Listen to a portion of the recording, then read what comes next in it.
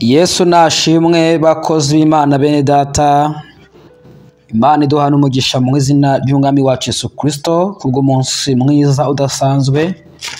Imana yongeye kwemera ko tuganira ku magambo y'ubugingo.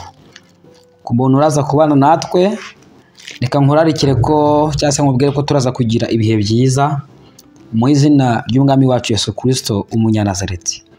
Haleluya. Yesu hari amagambo ashaka kuvugana nawe muri aya masengesho. Hari by'Imana ishaka kongera kukwibutsa muri intambara y'umwuka mu izina rya Yesu Kristo w'i Nazareti. Yego, nitwa Evangelist Gakuru Fabrice, ndi umunyamasengesho nkaba ndi n'umuvugabutumwa. Nkuzaniye ijambo rivuga ngo icyazanye Yesu nyamukuru. Ikintu cyazanye Yesu nyamukuru hano ku isi. Icyo Yesu Kristo aje gukora hano ku isi ariko gikuru, ibindi byose bikaza biherekeza. Nicyo kintu tugiye kuganira hano ku isi. N'amagambo nahoze nekereza, numva n'amagambo abaye manini muri nje, kandi numva n'amagambo nzahora ngarukaho mu masengesho dukwiye kujya dukora hano kuri Buhorwa TV. Kandi nahoze nekereza nsanga ubutumwa cyangwa se ivugabutumwa ry'iki gihe ryarahindutse. Nageranyije itorero rya mbere byakozwe n'umwaka uko bakoraga, geranya n'itorero ry'uyu munsi, nsanga harimo different itandukanye cyane. Ariko Imana yo mu ijuru tugarukeho.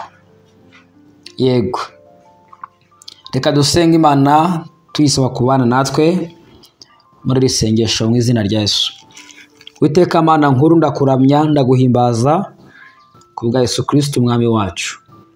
Wishimiye ko wabanye natwe twese ukaturinda ku masaha atandukanye mu bihugu bitandukanye duherereyemo. Izina ryawe rihabwe icyubahiro. Uradukunda, natwe turagukunda, ariko niwe wabanje kudukunda. Niko ijambo ryawe rivuga ngo iradukunda kuko ariyo yabanje kudukunda. Uwiteka turagushima ko waduhaye umwami Yesu kugira ngo aducungure kandi atubabarire ibyaha, ahinduke umuhuza wacu nawe. Ubwo umuntu yaramaze gucumura no gukora icyaha, waramubwiye ngo gupfa uzapfa umunsi wakoze ibyo nakubujije, kandi koko umuntu yahise yakira urupfu. Gihinduka ikintu umuntu atinya, ariko kandi kubwa Kristo waducunguye rwahindutse irembo ritwinjiza mu bugingo buhoraho. Uko Yesu yabwiye igisambo cyari kimaze kwihana, arakibwira ngo ndakubwiza ukuri yuko uyu munsi turabana muri paradiso. Babanye muri paradiso binyuze mu rupfu. Turagushima Kristo ko waduteguriye ubugingo buhoraho. Waravuze ngo ujya kudutegurira amazu kwa data, ngo abadahari wabitubwira. Tuguha icyubahiro ku bw'ibyo wakoze ku buzima bwacu n'ibyo ugenda ukora buri munsi ku buzima bwacu. Turabigushimiye mwami Yesu. Turakwinginga rero kubw'amaraso yawe igiciro wamenye ku musaraba Golgotha, utweze udutunganye muri amasengesho, twumve ijambo ry'Imana udafite umutima uducira urubanza. Tusabye Imana Data, Umwana ndetse n'Umwuka Wera. Amen. Haleluya. Imana iduha imbaraga. Imana iduha imbaraga mu izina rya Yesu Kristo. Icyo Yesu Kristo yaje gukora nyamukuru hano ku isi. Haleluya. Niyo magambo tugiye kuganiraho, kandi turaza gufashwa, araza kudufasha muri intambara y'umwuka. Hari byinshi turaza kunguka. Murabyibuka umugabo witwa Yohana Umubatiza yarahanuwe, ba Yesaya baramuhanuye, bavuga uburyo ari ijwi ry'urangurura mu butayu. Yagombaga kuba integuza ya Yesu, Yohana Umubatiza. Uyu mugabo tugiye kureba amagambo ya mbere yavuze agitangira gufata ijambo avuga ubutumwa bwiza. Haleluya. Tugiye kureba amagambo ya mbere yavuze kugira ngo tuze kureba ikintu nyamukuru cyazanye ubukristo cyangwa cyazanye Yesu. Turatangira ku nteguza ye ariyo Yohana. Haleluya. turi amagambo ya mbere yavuze agitangira kwigisha cyangwa se kubwiriza. None tuzi no kureba amagambo ya mbere Yesu nawe yavuze agitangira kujya gute kubwiriza no kwigisha. Ntabwo ari bya bintu bitangaza yakoze ngo ahinde amazi divayi, nta jambo yari afite. Agitangira kuvuga kubwiriza naye magambo Yesu yabanje kuvuga. Yohana Umubatiza integuza ye naye magambo yabanje kuvuga. Reka dusome muri Matayo 3 murongo wa mbere turaza kugeza ku murongo wa 3. Reka dusome mu izina rya Yesu Kristo amagambo Yohana intumwa Yesu yahanuwe, ijwi ry'urangura mutayo, amagambo ya mbere yavuze. Icyo gihe Yohana Umubatiza araza yigishiriza mu butayu bw'i Yudaya ati, 2 mwihane kuko ubwami bwo mu ijuru buri hafi. Kandi niwe wavuzwe n'umuhanuzi Yesaya ngo, ijwi ry'urangura mu butayu ati, nimutunganye inzira z'Uwiteka, mugorore inzira ze. Urumva amagambo ya mbere Yohana Umubatiza yavuze, yabwiye abantu ababwira ngo nimwihane kuko ubwami bw'Imana buri hafi.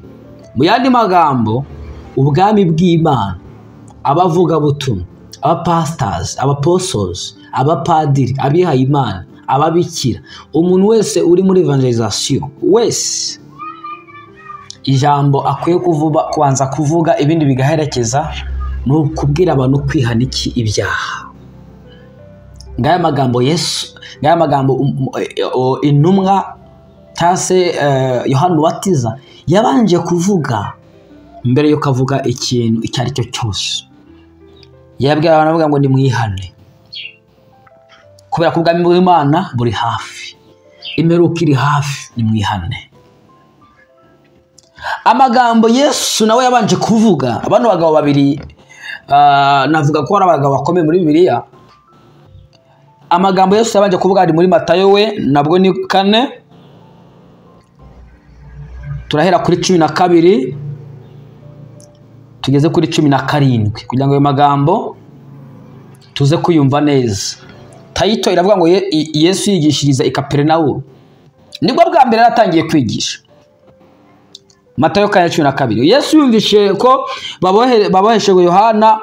babohesheje Yohana, aragenda ajya i Galilaya, yimuka i Nazareti aturi Kaperinawumu, mudugudu uri ku nyanja mu rugabano rwa Zebuluni na Nafutali, ngo ibyavuzwe n'umuhanuzi Yesaya bisohore ngo, mu gihugu cya Zebuluni na Nafutali, hafi y'inyanja hakurya ya Yorodani ni Galilaya y'abapagani, abantu bari bicaye mu mwijima babonye umucyo mwinshi, kandi abari bicaye mu gihugu mu gicucu cy'urupfu no mu gihugu no mu gicucu cy'urupfu cyarwo, nabwo babonye umucyo mwinshi nyine, bamurikirwa n'umucyo. 17 rero niyo magambo Yesu yahereyeho yigisha avuga. 17 Yesu ahera ubwo atangira kwigisha avuga ati, mwihane kuko ubwami bw'Imana bwo mu ijuru buri hafi. Bakoze Imana bene data, muri iki gihe hari ikintu nakwita misunderstanding, kwitiranya ibintu cyangwa se kutumva ibintu.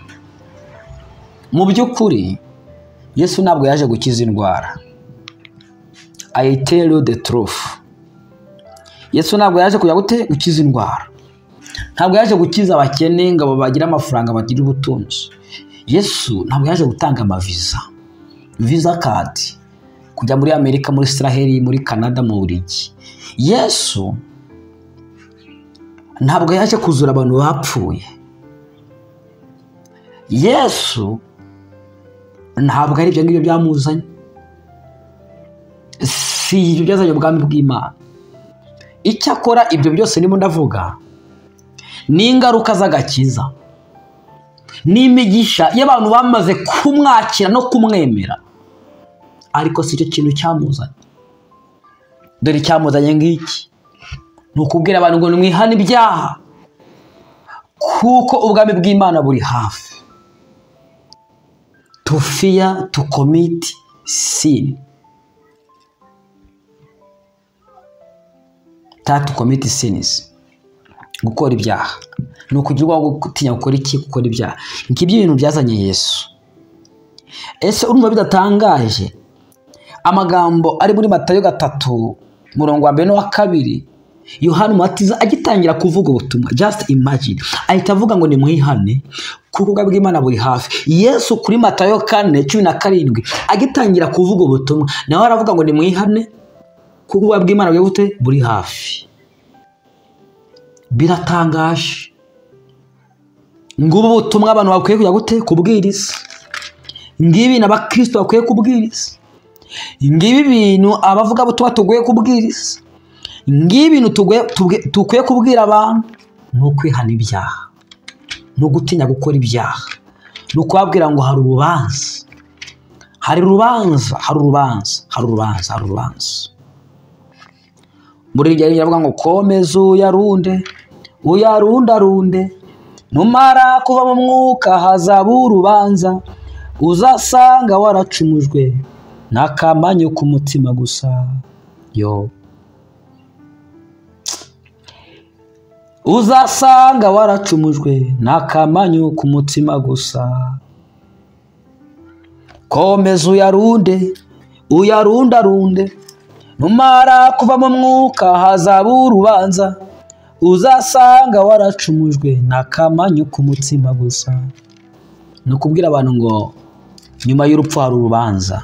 Bene data, icyazanye umwami Yesu no kugira ngo abantu babone ubugingo, babone bwinshi. Ibintu Yesu yabwiye intumwa cyangwa se abavuga butumwa, Matayo 28:19, nimugende muhindura abantu bo mu mahanga yose abigishwa, mubatiza mu izina rya Data twese n'iry'Umwana n'iry'Umwuka wera, mubigisha kwitondera ibyo nababwiye byose, kandi dore ndi kumwe namwe iminsi yose kugeza ku mperuka y'isi. Haleluya. Biratangaje. Ngibi bintu Yesu yatutume guhindura abantu, kubabigisha, kubabwira kwihana ibyaha, tubabwire ko ubwami bw'Imana buri hafi. Baruka niko bagiye bandika. Baruka niko bagiye bandika. Reka dusome Luka ku gice cyaho cya nyuma. Yesu ajya mu ijuru, amagambo yasize avuze, icyo Luka yayavuzeho n'ukuntu Luka yagize gute, n'ukuntu Luka yabyanditse. Haleluya.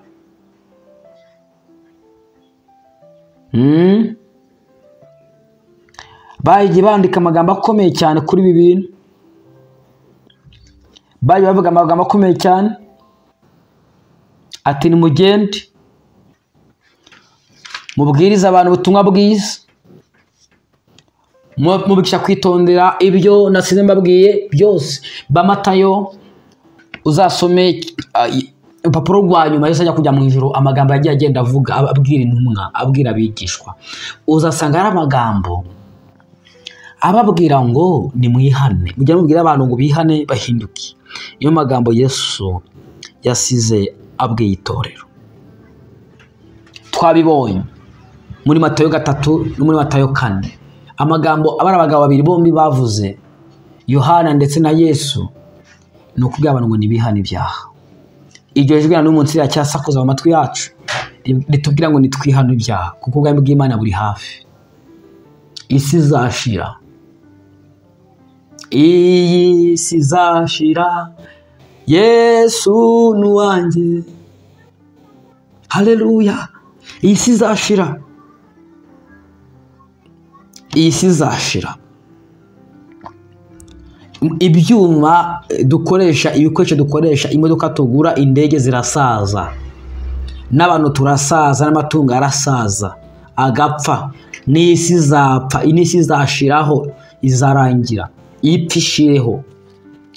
Nta kintu kitazagira iherezo muri iyi si. Habeho isi nshya n'isi nshya, habeho urubanza. Muri Luka 19:10, kuko umwana w'umuntu yaje gushaka no gukiza icyari cyazimiye. Bivuze iki? Intego nyamukuru twamaze kuyibona. Yesu yaje gutanga, ntabwo yaje gutanga ubutunzi bwo mu isi, ntabwo yaje ngo atume abantu baryoha, batuma abantu bagira ubwiza, abantu b'abakungu bakira indwara birangire gutyo. Yaje gucungura abanyabyaha, yaje gucungura abanyabyaha, ntabwo yaje kugira ngo abantu baryoshye. Yaje gutanga ubugingo buhoraho.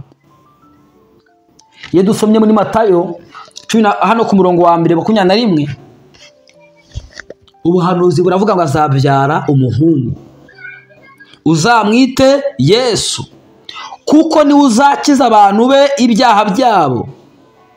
Bivuze iki? Ntabwo Yesu yaje gukiza indwara gusa, ntabwo Yesu yaje gusubiza ibyifuzo byawe gusa. Ibyo ni iby'igihe gitoya, ni agatonya, ni iby'igihe gitoya.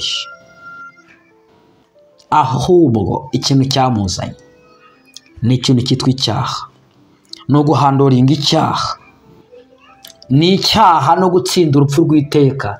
Nta bindi bintu byazanye Yesu, ni ugutsinda icyaha n'urupfu rwa kabiri, urupfu rwa kabiri rw'iteka ryose. Ni ukugira ngo turutaruke, tururengane, ahubwo aduha ubugingo bw'iteka ryose. Mwifurije kuzabona ubugingo buhoraho. Haleluya. Ntabwo intego nyamukuru kugira ngo abantu bakira abadayimoni, bakira indwara. Izo ni intambara z'umwuka. Iyo si yo ntego nyamukuru yazanye Yesu hano mu isi. Intego nyamukuru yamuzanye ni ukugira ngo abantu bakire ibyaha, abantu batinye gukora ibyaha, abantu bamenye Imana n'ubumana bwa Kristo, bitume abantu batinya ibyaha, dutinya ibyaha, hanyuma tuzabona ubugingo buhoraho. Ngiyi misiyo yazanye Yesu, ngiyi misiyo yatumye intumwa zicwa, ngiyi misiyo yatumye abantu bahogwa Imana, ngiyi misiyo, haleluya, ituma ukwiye gusengera umugabo bagakizwa, ituma ukwiye gusengera umwana bagakizwa, ituma ukwiye gusengera papa wawe na mama bagakizwa. Ariko niba ari ikintu kintera ubwoba, ni ukuzabona bashiki banjye, basaza banjye, bakuru banjye nako barimbutse, mama papa wawe bakarimbuka. Nubwo birivuga ngo ibyo ntabwo bizigira byibukwa, ntuzabagirira agahinda, ariko reka tukagire turi hano mu isi. Birababaje kandi binateye n'ubwoba. Ibaza abana bawe barimbutse, ibaze mama wawe papa wawe barimbutse. Just imagine. Haleluya. Ndagira ngo mbwire mwene data, iyi YouTube channel muyimenyereyeho ngo dusengera abarwayi, ibintu nk'ibyo. Ndagira ngo mbwire kino kintu, abarwayi Yesu yakijije barongeye bararwara, za ndwara zabishe nyine. None se ubundi umuntu ajya gupfa kubera iki? Abantu benshi bakunda kwicwa n'indwara. Abantu Yesu yakijije indwara rero. Wa mugore Yesu akijije kuva abimenya aka 11 12. Uriya mugore ujye gukora ubushakashatsi wasanga yarongera ararwara indi ndwara iramwishe, ariyo yamwishe. Yes. Batabita bazuwe n'aba Petero baracyari hose, barongeye barapfa. Hezekiyasi indwara yarakize Hezekiya, ndetse n'imyaka 15 arayongerewe, ariko Hezekiya yarapfuye. Lazaro ari he? Lazaro yarazuwe arapfa. Kubera iki Yesu yakoraga biriya bintu? Ni ukugira ngo yerekane ubushobozi buri mu Mana, ko Imana ishobora ibintu bingahe byose. Ziriya ni ingaruka z'agakiza, ntabwo ariyo purpose, ntabwo ariyo ntego yazanye Yesu mu bugingo buhoraho. Wabwira Imana ngo iguhe miliyoni 300 z'amadolari, wabwira Imana ngo ubutunzi n'ubukire bumeze bute, bizashira, byose bizashira. Ariko ubugingo buhoraho bugumaho.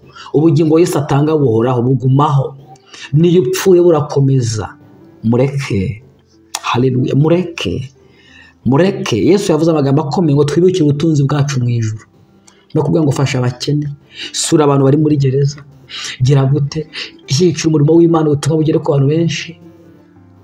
Kuvuga ati nahomba, nabangabandikiwe. Byose bizashira, ariko Yesu azahoraho. Ubugingo buzagumaho. Haleluya.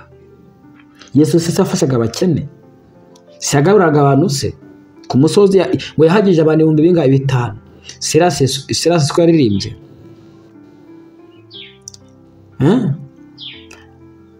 nk'igihe Yesu yari i Betsayida hamwe n'intumwa yahagije abantu 5,000 ngo ariko babanje kujya ku murongo bamwe 50 abandi 100 bararya barahaga barasigaza. Yesu yagaburiraga abantu afashaga abakene. Wabiririmbye ari muri gereza uyu munsi, turimo turaho turarebera, ari mu buroko, ari muri gereza wabiririmbye.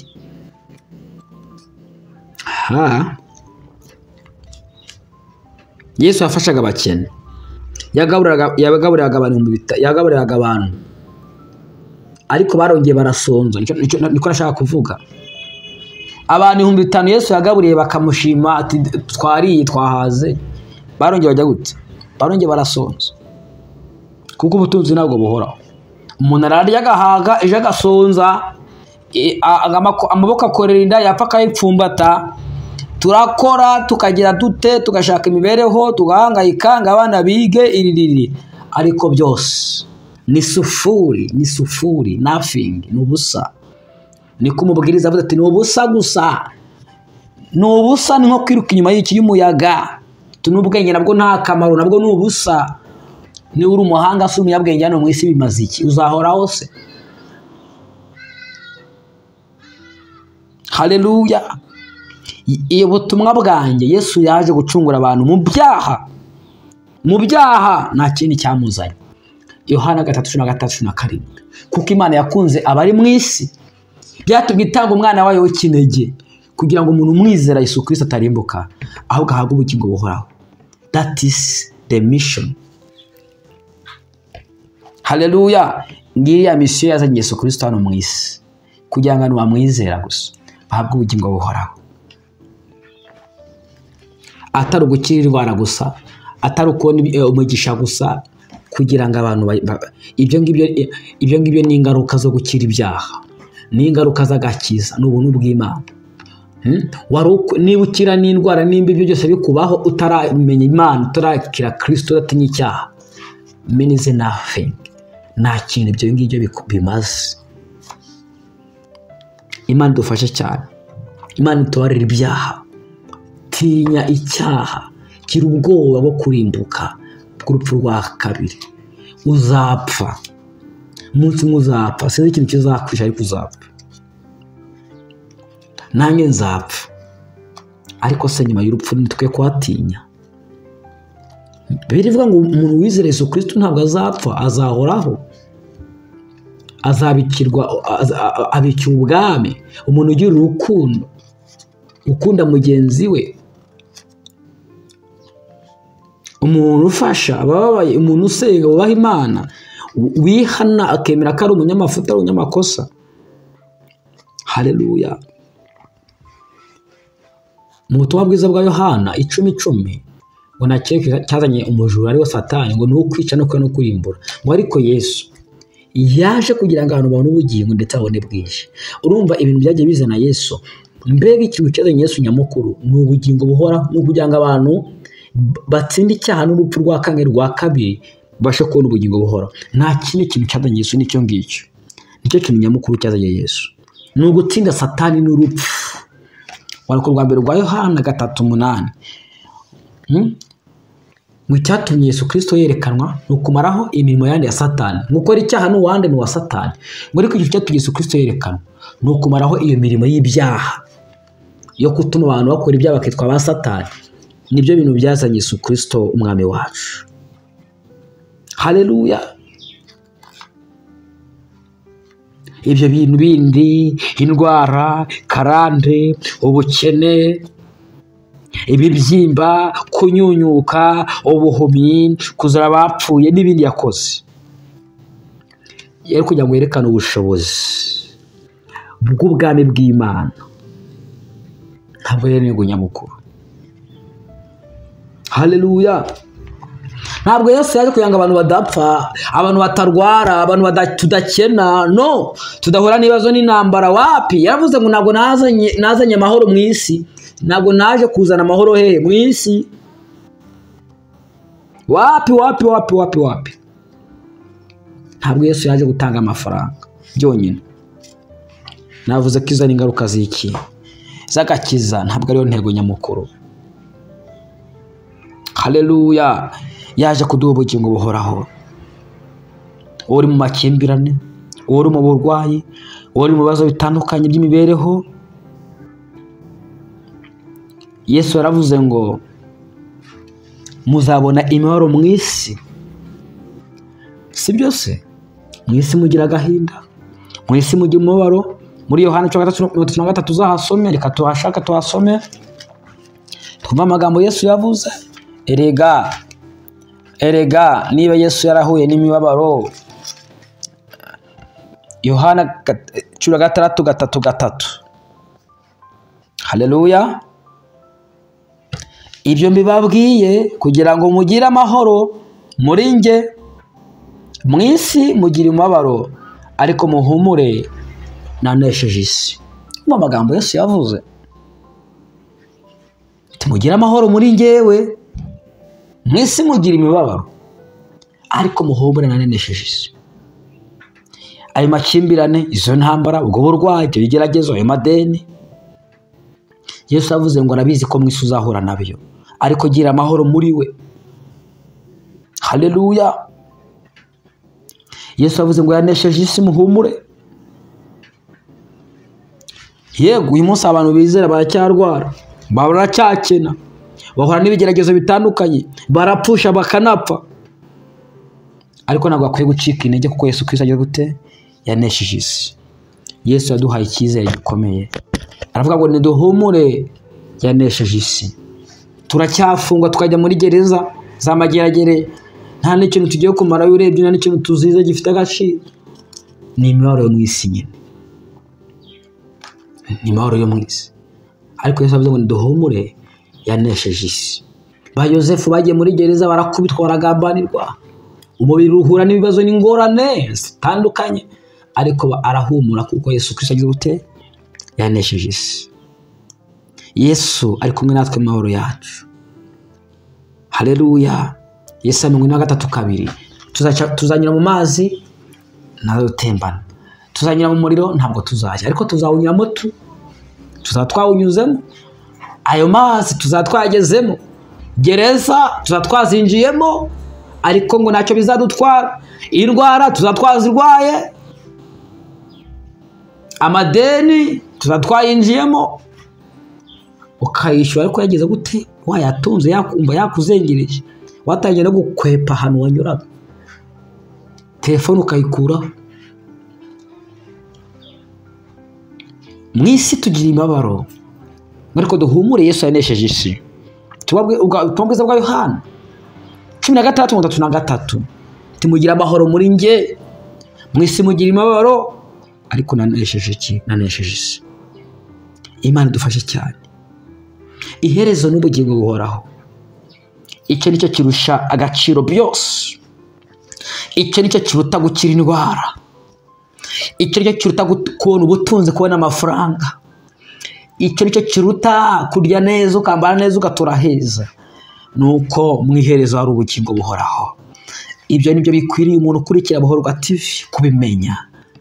Nibwo bugingo bifite agaciro, bifite agaciro.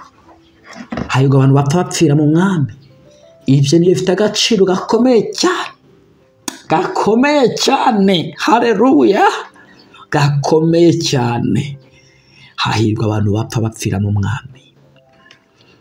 La posha toze mene fodre. Haleluya. Haleluya. Haleluya. Imana ishimwe kubw'aya magambo. Icyo mbwira abantu bafite ibibazo uyu munsi, Yesu yaravuze ngo abarushe n'abaremerewe, Mata 10:28. Mata 10:28. Abarushe n'abaremerewe nimunsange nzabaruhura. Yesu ni karuhura. Yesu niwe karuhura, urushye wese nihagana, izina twamuhaye ni ryiza we. Yesu niwe karuhura. Haleluya. uwo mwami ni mwiza, yitwa igitangaza, yitwa umuziranenge, Emmanuel, Imana iri kumwe natwe. Ari hehewe? Ari mu mutima. Ari hehewe? Ari mu mutima. Ugasanga uri umurokore, urimo urahangana mu madini, urasebya Kiliziya Gatolika, urumva iyo ndirimbo bahanze se urihenura ku Bagatolika, urumva iyo ndirimbo baririmbye ari mbi. Uwo mwami ni mwiza, yitwa igitangaza, yitwa umuziranenge, Emmanuel, Imana iri kumwe natwe. Ari hehewe? Ari mu mutima. Ari hehewe? Ari mu mutima. Yesu niwe karuhura, urushye wese nihagana, izina twamuhaye ni ryiza we. Yesu niwe karuhura. Haleluya. Aruhura abarwayi, uwo mwami ni mwiza, Yesu niwe karuhura. Aruhura abakene, uwo mwami ni mwiza, Yesu niwe karuhura. Aruhura abanyamadeni, uwo mwami ni mwiza, Yesu niwe karuhura. Aruhura abarwayi, uwo mwami ni mwiza, Yesu niwe karuhura. Yesu ni byose kumufite, urushye wese nihagana, izina twamuhaye ni ryiza we. Yesu niwe karuhura. Matayo 11:28. Mwese abarushye n'abaremerewe munsange nzabaruhura. Nubwo bimeze bityo, Yesu ni karuhura, ariko kandi akwiye kuruhura abantu bagize gute? Abamwemeye, akabaha ubushobozi bwo kwitwa abana b'Imana, bakamwakira mu mitima yabo, akabaha ubugingo buhoraho, internal life. Haleluya. Internal life. Akabaha ubugingo buhoraho. Yesu ashoboye gukiza indwara, Yesu ashoboye gutanga amahoro mu rugo rwawe, Yesu ashoboye gutuga icyerekezo no guhindura ubuzima bwawe, Yesu ashoboye gukura agahinda gakabije na stress, yabiruhura. Ariko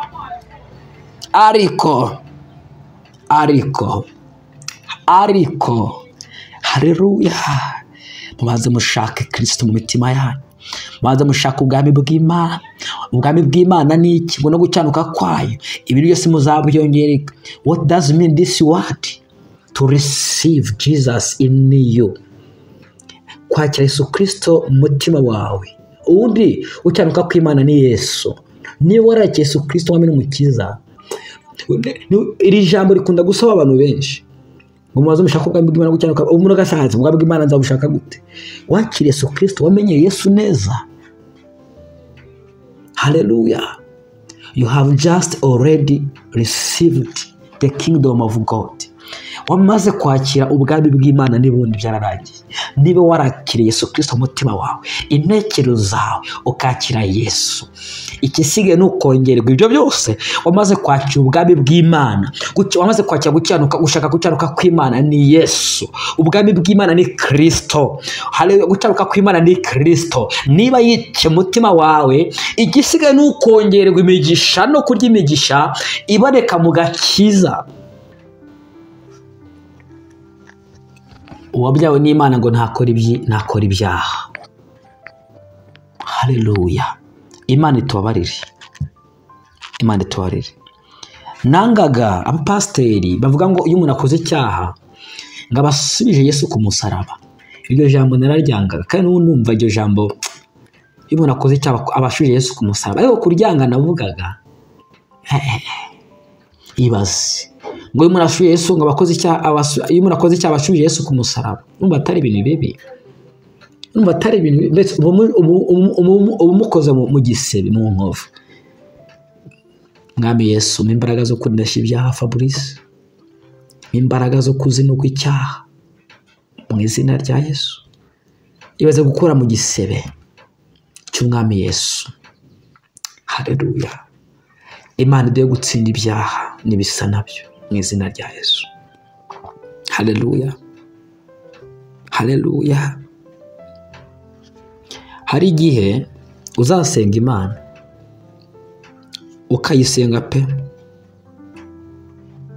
ukayisenga ariko ibyo urimo urasaba Imana naho bitasubizwa ntibigakureho urukundo rw'Imana rwa Yesu Kristo rudahinduka ruhoraho, kuko Yesu yatanze ikintu kidapfa.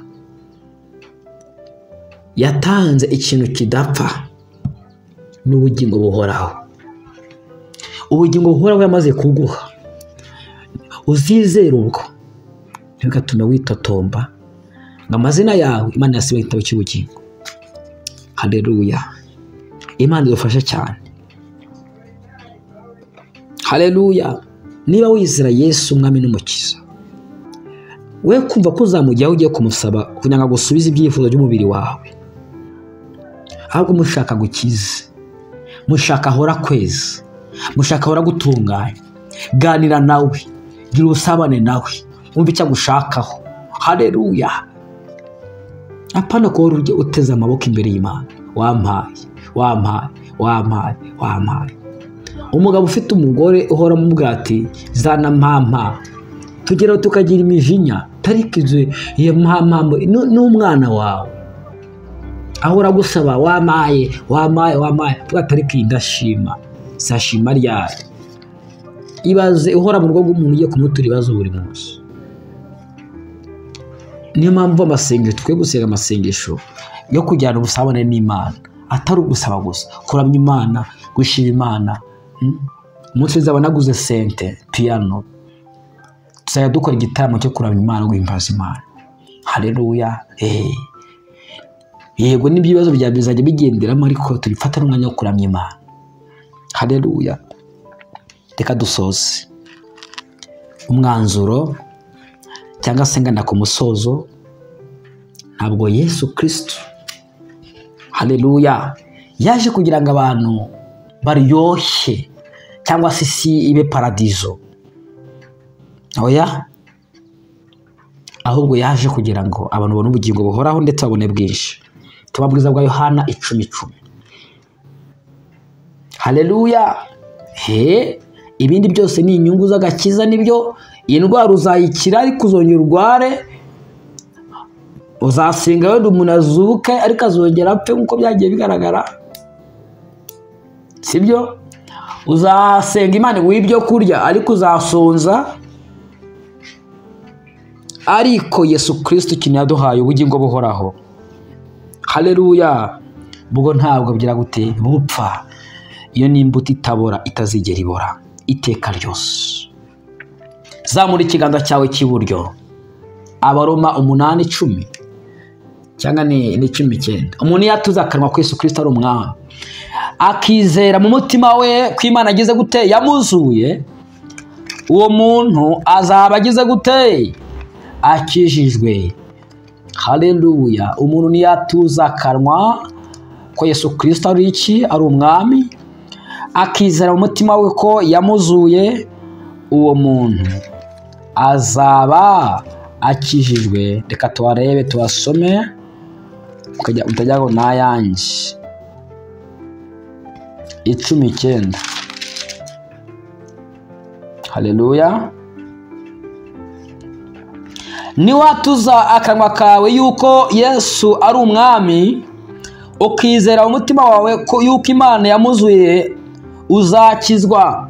10. Kuko umutima ari umuntu yizeza akabagwaho gukiranuka, kandi akanwa akaba ariko yatuza agakizwa. Kuko ibyanditswe bivuga biti, umwizera wese ntazakorwa n'isoni. Nta tandukaniro ry'umuyuda n'umugiriki, kuko umwami umwe ari umwami wa bose, niwe ubereye abamwambaza bose ubutunzi. Kuko umuntu wese uzambaza izina ry'umwami azakizwa. Zamura ikiganza cyawe dusenge. Gutera menshi si ko kumeza, no kuvuga menshi si ko kuyamara. Zamura ikiganza cyawe dusenge Imana. Ugiye gusubiramo aya magambo ubivanye ku mutima. Uvuga ngo Mwami Yesu, umbabarire gucika intege muri uyu murimo wampaye. Ndakwinginze umbabarire kubwo ibyaha n'ibicumuro byanjye, mu izina ryawe Yesu. undinde gucika intege, ume gukomeza ngana mu bugingo buhoraho iteka, mu izina rya Yesu, amen. Niba utarakira Yesu Kristo umwami n'umukiza mu bugingo bwawe, rambura ikiganza cyawe tukwatuze agakiza, nk'uko 10 Abaroma 9 havuze, kwatuza akanwa ko Yesu Kristo ari umwami. Vuga mwami Yesu, ndakwakira umutima wanjye, umbere umwami n'umukiza. Kuva uyu munsi nanze ibyaha n'ibisa nabyo, kuko byica bigateza urupfu rwa kabiri. Vuga ngo Yesu we, ndihannye, umbabarire byose nakoze ku bushake bintunguye, ndakwinginze unyeze ununganye mu izina ryawe Yesu. Ndasaba ko amazina yanjye yandikwa mu gitabo cy'ubugingo, kugira ngo nanjye nzabashe kuba mu mwanya w'ubugingo bw'iteka, nzabashe kwimana ingoma nawe, mbashe kurya ku migisha iboneka muri Kristo Yesu, mbashe kubona ku nyungu z'agakiza mu izina rya Yesu Kristo w'i Nazareti, amen. Reka dusenge Imana twese, ugire ikintu ubwira umwami Yesu nyuma y'amagambo y'ubugingo. Uwiteka Mana, ndagushima kuri Imana ikomeye kandi ukora ibitangaza, uri Imana ivuga bikabategeka bigakomera. Ndagushima ko waduhaye Kristo. Mwami Yesu, duciye bugufi kandi twatsinzwe, turabanyabyaha, turabanyangeso mbi. Turakwinginga kugira ngo imyenda yacu, ibishura byacu byuhagirwe n'amaraso yawe. Ndingingira uyu mugabo turi gusengana, umwuhagiza amaraso yawe. Uyu mugore turi gusengana, umwuhagiza amaraso yawe. Uyu mukobwa n'uyu musore turi gusengana, ubuhagiza amaraso yawe. Abana batoya twese twagize amaraso yawe. Nanjye Fabrice, unyuhagiza amaraso yawe, duhe kubonera imbere yawe kubw'amaraso y'umwami wacu Yesu Kristo. Iminwa yacu, ibitekerezo byacu, umutima yacu, Uwiteka izo ndwara z'imitima n'ibitekerezo n'ibikorwa bipfuye uzikize mu izina rya Yesu Kristo umunyanazareti. Ndagutakiye nyagura ku Imana, ndakwinginze wera wa Isiraheli, utugirire ubuntu, utugirire imbabazi, utugirire neza. Amazina yacu yari ku bitabo cy'ubugingo, kugira ngo munsi yawe twari itorero nako tuzahamagarwe mu izina rya Yesu Kristo. Tuzanyure mu ijuru turi mu rugendo, tugaruke mu isi nshya n'ijuru rishya, ibyakera byashize, twimane ingoma nawe imyaka ibihumbi n'ibihumbi mu izina rya Yesu Kristo Nazareti. Ude kwita ku iherezo ryacu, kugira ngo tubashe kugira ubwenge bwo kubara iminsi yacu. Haleluya. Urakoze Mwuka wera w'Imana, tugusabye imigisha ikomoka muri Kristo Yesu, ikomoka mu gakiza twahawe kubw'ubuntu mu izina rya Yesu Kristo umunyanazareti. Imiryango yacu iha agakiza, abatarakumenya nabo bakumenye mu izina rya Yesu Kristo, kugira ngo tuzabashe kugira umwanya mu bugingo bw'iteka, hamwe na roho z'abacyanutsi n'abakozi Imana bahowe Imana batambutse hano mu isi mu izina rya Yesu Kristo w'i Nazareti. Urakoze wera wa Isiraheli, utugarure ku rufatiro, uduhe kuvuga amagambo y'ubugingo. Haleluya. Agwire muri twebwe, ayo magambo agwire muri twe mu izina rya Yesu Kristo. Ndasengera itorero kugira ngo amagambo y'ubugingo yongere kumvikana mu itorero ry'Imana, kuko Satani yagiye yambura imbaraga, ahubwo adusigira inyungu za hano mu isi, kandi ibyo mu isi birashira. Warwara bakagusengera ugakira, ariko ejo ukongera ukarwara ugapfa. Wakuzura wapfuye bagusengeye, ejo ukongera ugapfa. Byarabaye kwa Tabita, byarabaye kwa Barazaro, barongeye barapfa kandi bari bazutse. Ariko turakwingize mwami Yesu, uduhe ubugingo budapfa. Haleluya. Tuzabasha gukomezanya nabwo mu bwami bw'iteka. Urakoze kuko buri muntu wese mwami umvishe magambo, ubugingo bwe uburokoye kandi uburinze mu izina rya Yesu Kristo umunyanazareti, amen. Haleluya. Imana yo mu ijuru hari ikikoze mu isi yawe y'umwuka. Imana irakwejeje, Imana iragutunganyije, Imana iri kubarira ibyaha, kandi ijwi ry'Imana riravuga ngo genda ntukongere gukora ibyaha ukundi. Ngo twatangiye tubivuga muri Matayo 3:1-2 na Matayo 4:17, Yohana Umubatiza ndetse na Yesu ku giti cyiwe ni amagambo bavuze bose bakimara kugera hano ku isi. Baravuze ngo ni mwihane kuko ubwami bw'Imana bugize gute buri hafi. Ni mwihane.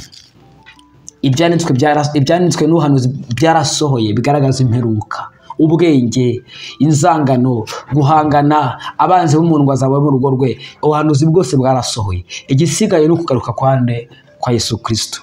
Isa isi yashira, impanda yavuga, imperuka yarangira, ariko uri hagana he uyu munsi? Ese wakumva ijwi ry'Imana? Ese umubiri wawe wahindurwa ukazamuka? Ese uramutse upfuye abamarayika b'Imana bakujyana muri paradizo kuruhuka, cyangwa wajya muri gehenomu, wajya muri purigatori wa mugani w'abagatulika, wajya hagana hehe? Witekerezeho, nanjye Gakuru Fabrice nitekerezo. Twembi turinde ubugingo bwacu. Icyo dusabye Imana n'Umwana ndetse n'Umwuka Wera ni ukurinda ubugingo bwacu kugira ngo tazabaho umugayo. Ariko bwa mbere rw'Abatesalonike 3 ngo kuko ubugingo bwacu buhishanwe na Kristo mu ijuru. Reka twizere ibyo. Imana ibamugisha, Imana ibarinde mu izina rikomeye Yesu Kristo wapfuye akazuka.